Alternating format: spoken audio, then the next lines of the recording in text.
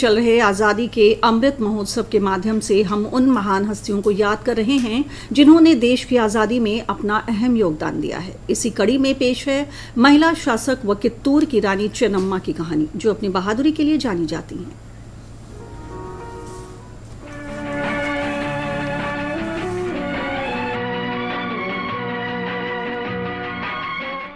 23 अक्टूबर 1778 को कित्तूर की रानी चेन्नम्मा की जयंती है। कित्तूर चेन्नम्मा हिडिदर खड्ग ब्रिटिशರಿಗೆ ಹುಟ್ಟುತ್ತಿದ್ದ ನಡಗ ಎದುರಾಳಿನ ಎದಿಯ ಸೀಳಿ ಕೊಟ್ಟಾಳು ಮನ್ನ ತಲವಾರ ಹಿಡಿದು ಮಾಡಿದ್ರ ಯುದ್ಧ ಕಿತ್ತೂರ ಸೈನ್ಯ ಬರ್ತಿದ್ದ ಗೆದ್ದ ಕಿತ್ತೂರ ಸಂಸ್ಥಾನ ಅಧಿಪತಿಯಾಗಿ ಆಳಿದ್ರು चेन्नम्मा।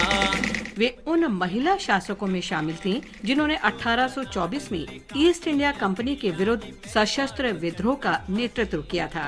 बचपन से ही उन्होंने घुड़सवारी, तलवारबाजी और तीरंदाजी सहित युद्ध जीतने के लिए सभी आवश्यक कौशल अर्जित कर लिए थे और बहुत कम समय में ही वो अपनी बहादुरी के लिए प्रसिद्ध हो गयी। अंग्रेजों ने राज्य हड़पने की नीति के तहत 1824 में कित्तूर पर कब्जा कर लिया।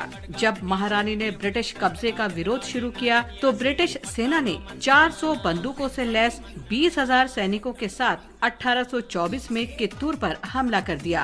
उनका इरादा कित्तूर के आभूषणों और 15 लाख रुपए के खजाने पर कब्जा करके कित्तूर को आर्थिक रूप से कमजोर करना और महारानी को सिंहासन से उतारना था। अंग्रेजों के मुकाबले में कम सेना के बावजूद चेन्नम्मा ने दुश्मनों को कड़ी टक्कर दी और पहला युद्ध जीता।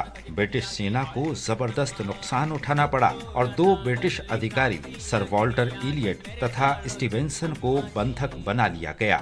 इससे चेन्नम्मा को संघर्ष विराम के लिए अपनी शर्त मनवाने में आसानी हुई। चेन्नम्मा युद्ध समाप्त करने और अपने बेटे को सिंहासन पर बैठाने की शर्त पर ब्रिटिश बंधकों को रिहा करने पर सहमत हो गयी। ईस्ट इंडिया कंपनी के कमिश्नर चैपलिन ने ये शर्त मान ली और बंधक रिहा कर दिए गए। हालांकि अप्रत्याशित रूप से ब्रिटिश सेना ने दूसरा युद्ध छेड़ दिया। वे एक महिला से अपमानजनक हार को पचा नहीं पा रहे थे, इसलिए उन्होंने मैसूर और सोलापुर में सेना के बीच घुसपैठ की साजिश रची। उन्होंने चेन्नम्मा के 2 सैनिकों को तोड़ लिया और बारूद में गोबर और कीचड़ मिलवा दिया।